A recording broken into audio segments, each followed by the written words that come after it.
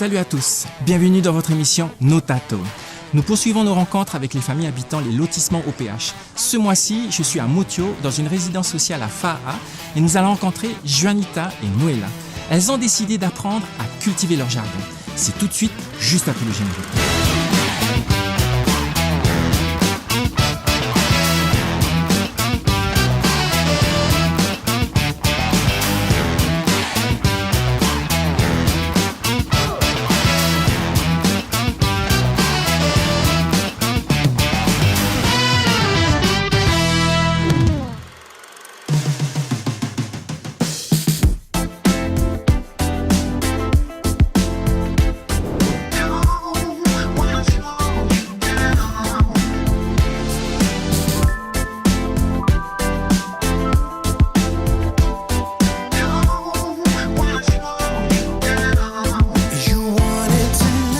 Cultiver une terre, c'est créer de la vie. Cultiver une terre, c'est se nourrir.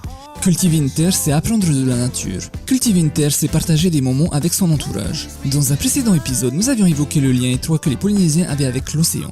Mais n'oublions pas que nos ancêtres n'étaient pas que des pêcheurs, mais avaient aussi une très grande connaissance de la terre et de la nature en général. Cet épisode traitera des habitants de Motio qui possèdent leur propre fa'apu en résidence. Jerry, c'est à toi. Dans ce nouvel épisode de Notato, nous allons partager quelques heures de la journée de Juanita et Noéla. Elles nous ont parlé de leur quotidien, de leurs rêves, de leurs espoirs pour leur famille et pour elles-mêmes. Regardez. Yorana, Juanita et Noéla, est-ce que le fa'apu a été une évidence lors de votre arrivée à Motio? Ça m'intéressait pas le fa'apu. C'est les bouches des copines. Comme ils faisaient des formations avec Marie-Anne, je me suis mis dedans. On peut essayer. Eh bien, j'ai essayé. Après, j'ai entendu avec Marie-Anne. Contrat CAE. Je me suis inscrite. Parce que l'année dernière, c'est monsieur qui était en CAE. Bon, après, il a refait sa demande, il a été rejeté. Ben, je me suis dit, bon, allez, je vais prendre la place. Ma première demande a été rejetée, ma deuxième demande a été acceptée. Est-ce que vous trouvez cette activité difficile? Au début, avec Maria, quand j'ai commencé, c'était dur. Alors, le fa'apu, c'est dur. Hein? Mais en langue, en fait du mois, hein, tout. Après, c'est bon. Tu vas pousser, hein, tu peux te nourrir avec ça, les légumes. Tu vas vivre avec ça. On dit, patia trima tout repos. Et paye à ouais. C'est ça. Pour faire un machin à paille, il faut creuser le trou. Mais j'ai jamais fait un trou. Mais quand j'ai vu ça, c'est vraiment dur. Il y a des terres, c'est mou, il y a des terres, c'est dur. Pour creuser, il y a des cailloux. J'ai réussi à faire. Grâce à Marie-Anne, elle me donne des conseils. J'arrive à faire. Je ne suis pas ralassée, on est deux pour faire avec ma copine. C'est grâce à elle aussi. Ça nous amuse. Tous les trois, quand on est côte à côte, on rigole. Et en même temps, on parle aux fleurs. Maria nous dit, il faut leur dire bonjour. Comment ça va? Elle nous dit tout le temps aussi, il faut parler aussi avec les plantes. Il faut être heureuse, joyeuse, quoi. Sinon, les plantes ne vont pas être joyeuses. Ben, on fait le matin, tous les matins. Il faut que vous grandissez, hein. Marianne a dit, oh ça. Après, ils vont être heureuses aussi, joyeuses.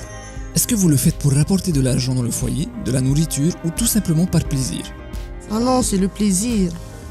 Parce que j'ai un jardin partagé aussi. Comme là, chez nous, au bâtiment 4, il y a un fa'apu. Peut-être quand j'aurai fini mon contrat, je vais faire mon petit fa'apu. Planter des légumes, hein, au lieu d'aller vendre, tu peux planter, manger. Ah, moi, j'ai des aubergines, j'ai des poivrons, du fruit de la passion et des bananiers. Pour l'instant. Hein. Comment avez-vous réagi aux premières pousses? Ça m'a excité. Parce que c'est la première fois que je plante. Après, je me suis dit, dès qu'elles grandissent, allez, je peux les manger. J'étais heureuse. Moi, qui pensais, hein, je ne vais jamais, hein, je ne vais pas pousser avec moi. Il y a des gens qui disent, hein, quand tu fais, hein, ça ne pousse pas, c'est pas bon. Mais moi, j'ai essayé et ça poussait. Et j'ai mangé, hein, ce que j'ai planté. Hein. Tomates, là, j'ai essayé salade, la concombre. Et ça fleurit. Hein. Ah, je suis contente. Plus tard, je vais faire aussi à moi. On fait à fou en bois.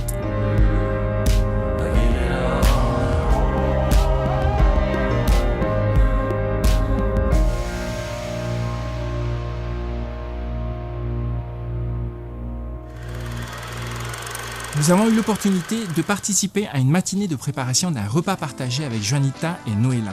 L'occasion de rencontrer d'autres habitants du quartier et de goûter à de nouvelles saveurs jusque-là inconnues.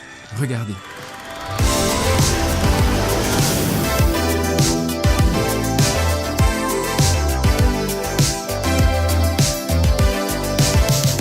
Ce qu'on a fait récemment sur Motio, c'est d'apprendre un petit peu aux gens qui s'intéressent au jardin des lotissements à découvrir les nouveaux végétaux qui sont encore beaucoup plus adaptés que les légumes classiques tels que le concombre, la carotte, le chou, etc. À les préparer, s'habituer à les découvrir bien sûr aussi au niveau gustatif. Et puis voilà, savoir donc les partager, en faire une petite fête ensemble.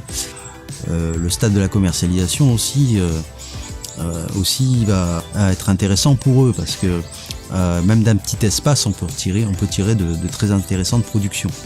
Voilà, donc ça peut être des ressources à la fois santé pour les gens et en même temps des ressources financières. Voyons maintenant les réactions de nos chères agricultrices lors de la dégustation de leur récolte. Non, j'aime pas. La cuisine confit, non, j'aime pas.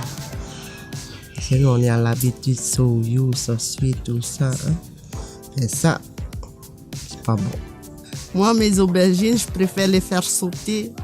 On met de tout, quoi. C'est pour ça qu'on n'est pas en bonne santé. On mange de tout, ça y est. Pour certains légumes ou aromates, on a affaire souvent à des choses qui demandent un peu de préparation pour être appréciées. Donc s'ils goûtent à l'état brut, forcément ça fait bizarre.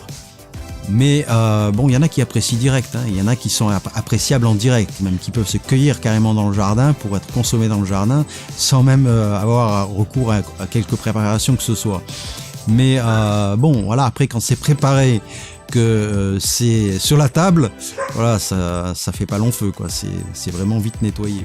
Si nous faisions abstraction du goût et que nous nous concentrions plutôt sur les bienfaits de ces aliments, que pourrais-tu nous dire à propos de ceci ? Ces personnes sont en train de faire vivre dans leur jardin, de propager, de partager et aussi de bénéficier de leurs valeurs nutritionnelles qui sont souvent supérieures à celles des légumes que j'ai cités précédemment, qui ne sont pas toujours aussi importantes puisqu'ils ont été sélectionnés pour des raisons de productivité plus que de saveur ou de qualité nutritionnelle.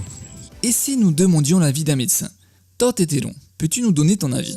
Le but de ces opérations, c'est d'arriver à la nutrition et d'arriver à préparer à partir des produits qui poussent dans ces jardins partagés, arriver à préparer des repas complets qui soient, on va dire, qui est un label bon pour la santé. Et le médecin vient pour dire, vous êtes sur la bonne voie. C'est de positiver le débat, de dire aux gens, non seulement vous faites de l'agriculture, non seulement vous faites une action collective, mais en plus je vous garantis qu'en mangeant comme vous l'avez fait aujourd'hui, à partir de vos produits, vos santé vont s'améliorer si vous persistez. Si nous récapitulons tout ce qui a été dit, le fait de cultiver ses propres fruits et légumes apporte du partage et de la joie auprès des habitants, améliore considérablement la santé et permet de se réapproprier des savoirs oubliés. Il n'y a plus qu'à, me direz-vous, mais ce n'est pas si simple, il y a aussi la question du foncier. Juanita, que souhaiterais-tu pour l'avenir ? Atterrir à une maison, pas vivre là, ici. C'est mieux. Tu vas pas y à payer ça et tu peux faire ton fa à côté de ta maison. C'est chez toi on va faire. C'est ça que je veux. Mes enfants, parce que j'aurai bientôt 50 ans. Peut-être pas je peux plus travailler après. Mais non, quand j'ai commencé, je suis toujours en forme. Manger les légumes. Faut manger les légumes. Nous terminons avec une question pour Gilles et Todd Eteron. Que conseillerez-vous à nos populations après avoir entendu nos deux agricultrices de résidence ? Donc, je pense que le jardinage, il faut l'adapter, c'est-à-dire qu'il faut faire en sorte que ça soit pas du tout trop de travail, mais au contraire le moins de travail possible. Et c'est possible parce que quand on plante des choses adaptées, et dans un environnement aussi adapté, c'est cet environnement qui travaille pour soi-même. Pour moi, c'est le premier des besoins, hein, une alimentation saine, et notamment face à maintenant un monde très changeant, pas seulement au niveau du climat, mais au niveau aussi de l'insécurité internationale. Et donc on a vraiment besoin de travailler beaucoup là-dessus et de faire en sorte que même dans les villes aussi on puisse assurer la sécurité alimentaire et nutritionnelle des populations. Mon vrai message, c'est de dire aux gens, soyez attentifs à votre santé et ayez le goût, c'est-à-dire intégrer l'élément santé, votre santé, celle de vos enfants, celle de vos parents, comme étant quelque chose comme important dans votre vie. Ne sacrifiez rien à ça, à la santé. Et après, bien entendu, la piste que nous donnons, c'est que parmi les éléments qui mènent à la santé, c'est l'assiette, c'est la nutrition.